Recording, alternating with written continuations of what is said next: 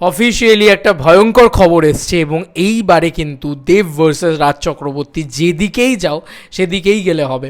এটা খুব ভয়ঙ্কর একটা বিচ্ছিরি বিষয় হতে চলেছে আর কি। অ্যাকচুয়ালি বিষয়টা পরবর্তীতে শিফট করে গেলে, মানে 2025-এ শিফট করে গেলে আমি বেশি খুশি হতাম। যাই হোক, তো মানে মূল সব বড় বড় ছবিগুলো রয়েছে এখন, এবার নিজেদের ভিতরেই ক্ল্যাশ হবে আর কি। আমি ওটাই ভাবছিলাম এতক্ষণ ধরে যে এটা তো এসভিএফ কী করবে আমি জানি না। তো অলরেডি মৈনাক হচ্ছে দেব ফ্যান, ও সাকিবিয়ানো অলসো। তো ও আমাকে পাঠিয়েছে পুরো বিষয়টা, দেখাচ্ছি তোমাদেরকে। যে বিষয়টা হচ্ছে যে অলরেডি এই যে দেখতেই পাচ্ছ, বুক মাই শোতে কিন্তু অলরেডি সন্তান, রাজ চক্রবর্তীর সন্তান রেজিস্টার হয়ে গেল। ইয়েস, সন্তানের কিন্তু একটা সিনপসিস দিয়েছে, আমি আর সেটাকে পড়ে শোনালাম না, বাট সন্তান কিন্তু রেজিস্টার হয়ে গেছে। ফন্টটা বেশ ভালো লাগছে দেখতে, রাজ চক্রবর্তী, এবং এখানে পরিষ্কারভাবে লিখে দেওয়া হয়েছে রিলিজিং ইন 2024। রিলিজ ডেটটা এখন অবধি জানা যায়নি, এসবিএফের প্রজেক্ট এটা। এবার এটা যদি তারা দুর্গাপুজোয় নিয়ে আসে, সত্যি কথা বলছি এই প্রজেক্টটা কিন্তু মানে দুর্গাপুজোয় এলে শাস্ত্রীরও চাপ হবে, মিঠুন ভার্সেস মিঠুন হবে, এবং দেবদারও কিন্তু একটা, যতই হোক রাজ চক্রবর্তীর আগের project Babli is a hit, এবং চাপ হবে। আমি ওই ফালতু কথা বলবো না যে, তবে দেখো দেবদার কোনো কিছু এলেই কিছু চাপ হবে না, দেবদা হয়তো নিজের মতন নিজের ব্যবসা করে বেরিয়ে যাবে, নিজের জায়গাটা করে বেরিয়ে যাবে, কিন্তু সন্তান ছবিটা এলে কী হবে, দেব ভার্সেস রাজ চক্রবর্তী হবে। তো মানে আমি অ্যাকচুয়ালি আমার রাজ চক্রবর্তীকে এত ভাল লাগে, এত ডিরেক্টর হিসেবে ভাল লাগে, সেই সন্তানের মতন একটা ঢপের কীর্তন বানাচ্ছে, পরিষ্কার কথা জঘন্য ছবি হবে সন্তান, আমি এখন থেকেই বলে দিচ্ছি। পুরোপুরি একটা প্রজাপতির একটা রেপ্লিকা ভার্সন টাইপ তৈরি করতে চলেছে ওরা, বা করে ফেলেছে ওরা। তো সন্তান ছবিটা যদি দুর্গাপুজোর সময় চলে আসে একবার, তাহলে টেক্কার মতন একটা ভালো প্রজেক্টের বক্স অফিস তো খানিকটা হলেও হ্যাম্পার করবে।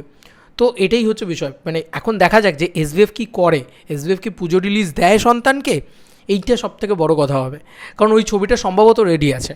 আচ্ছা, এরপরে এসবিএফ যদি ওটাকে ডিসেম্বরে নিয়ে যায়, তাহলে আবার ইয়ের ওপরে চাপ পড়বে, মানে খাদানের ওপরে চাপ পড়বে, কারণ অলরেডি একটা আমার বসের মতন ছবি রয়েছে, ঠিক আছে, ওখানে মানে ডিসেম্বরের উইন্ডোটাতে, যেটা একটা ফ্যামিলি ওরিয়েন্টেড ছবি। আবার যদি এরকম একটা আরেকটা ফ্যামিলি ওরিয়েন্টেড ছবি চলে আসে, তো অডিয়েন্সের কাছে প্রচুর ফ্যামিলি ওরিয়েন্টেড ছবি দেখার কিন্তু চয়েস চলে আসবে, সেক্ষেত্রে কিন্তু খাদানের আবার একটা মানে চাপের ভিতরে পড়তে পারে। তো আমি একটাই কথা বলবো যে চাপের ভিতরে পড়ার জন্য তো দেবদার নাম, সুপারস্টার দেব, বক্স অফিস কিং দেব, এসব হয়নি। তো যাই হোক, যে রাজ চক্রবর্তী চলে আসুক না কেন, কোনো দিন আমাকে এই কথাটা বলতে হবে, আমার খুব খারাপ লাগছে। যাই হোক, যে রাজ চক্রবর্তী চলে আসুক না কেন, যেই চলে আসুক না কেন, চাপ কিছুতেই কিছু হবে না। সন্তান যে কোনো টাইমে রিলিজ করে নিক, বক্স অফিস কিং তো বক্স অফিস কিংই থাকবে, তাই না? খাদানের যে হাইপ আছে সেটা কিন্তু কোনো দিন সন্তান বা otherwise each and every films, মানে যে কোনো ছবি আসুক সেই লেভেলের হাইপ কোনো দিন তুলতে পারবে না, অসম্ভব, কারণ দেবের মাস কামব্যাক হতে চলেছে, ওটা নিয়ে এক্সাইটেড অনেকে। আমি চাইছিলাম যে রাজ চক্রবর্তী একটা মাস ছবি করুক, একটা কমার্শিয়াল ছবি করুক, এবং সেই ছবিটা দেবদাকে নিয়ে যদি করতো খুব ভালো হতো, কিন্তু সেটা রাজ চক্রবর্তী করবে না। এবং মানে কোথাও গিয়ে নিশ্চয়ই তো কোনো কারণ আছে যে কারণে দেবদাও রিজেক্ট করেছে ছবিটা, সেটা পার্সোনাল রিজন, দেবদা তো বলেই ছিল। তো যাই হোক, এখন মূল বক্তব্য হচ্ছে সন্তান কিন্তু রেজিস্টার হয়ে গেছে, এই 2024-এই আসছে। এবার দিওয়ালির টাইমে যদি আসে সব থেকে ভালো হয়। আমি চাইছি না যে দেবদার সাথে রাজ চক্রবর্তীর ক্ল্যাশটা হোক, ঠিক আছে, এটা হচ্ছে বিষয়। দুর্গাপুজোয় যদি আসে এসভিএফ কিন্তু হেভি চালু প্রোডাকশন হাউস, ওরা ব্যাপক প্রমোশন করবে। তবে আমার মনে হয় যে আর কিন্তু দুর্গাপুজো কার ঘর বলো, মানে আজকে হচ্ছে অফিসিয়ালি 9 তারিখ, দেখতে গেলে কিন্তু দুর্গাপুজো শুরু হয়ে যাবে সামনে, মানে আর 1 মাসও নেই কিন্তু টেক্কা রিলিজে, মানে 8ই অক্টোবর থেকে কিন্তু টেক্কা রিলিজ, আজকে 9ই সেপ্টেম্বর, মানে 1 মাস এখনও অবধি একটা ছবি অ্যানাউন্সমেন্টই হলো না। সেই ছবিটা যদি দুর্গাপুজোয় নিয়ে আসে, তাহলে কবেই বা প্রমোশন করবে আর কবেই বা কী করবে? তো দুর্গাপুজো না নিয়ে আসার সম্ভাবনাটাও হয়তো বেশি হতে পারে। আবার তারা মানে দেখা যাক কী করে।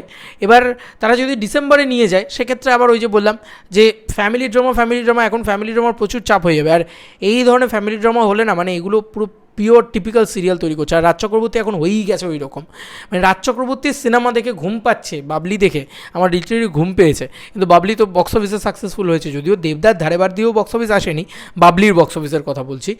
তো দেখা যাক, আমার মনে হয় গুরুই জিতবে। মানে যেখানেই যাও না কেন, যেভাবেই দেবদাকে আটকানোর চেষ্টা করুক না কেন এই নামই বড় প্রযোজনা সংস্থা, বা আরও যারা যারা আছে, যারাই দাদাকে আটকানোর চেষ্টা করুক না কেন, দাদা অনেস্ট, দাদা সৎ, দাদা ভালো মানুষ, তাই দাদাকে আটকানো অত সোজা না, এটা আমার পার্সোনালি মনে হয়। এবং আমাদের অগণিত ফ্যান্সদের দাদার প্রতি অদ্ভুত ভালোবাসা রয়েছে, তাই দেবদাকে কিন্তু আটকানো অত সোজা হবে না। তবে আমার মন বলছে যেদিকেই যাও এখন দেব ভার্সেস রাজ চক্রবর্তী হবে। সন্তানের মতন প্রজেক্ট তারা কি দুর্গাপুজো বা ক্রিসমাসের বাইরে অন্য কোনো টাইমে নিয়ে আসার চেষ্টা করবেন? সেইটাই সবথেকে বড় প্রশ্ন। যদি করেন তাহলে খুব ভালো কথা, তাহলে কিন্তু আর কোনো রকম কোনো ক্ল্যাশ হবে না।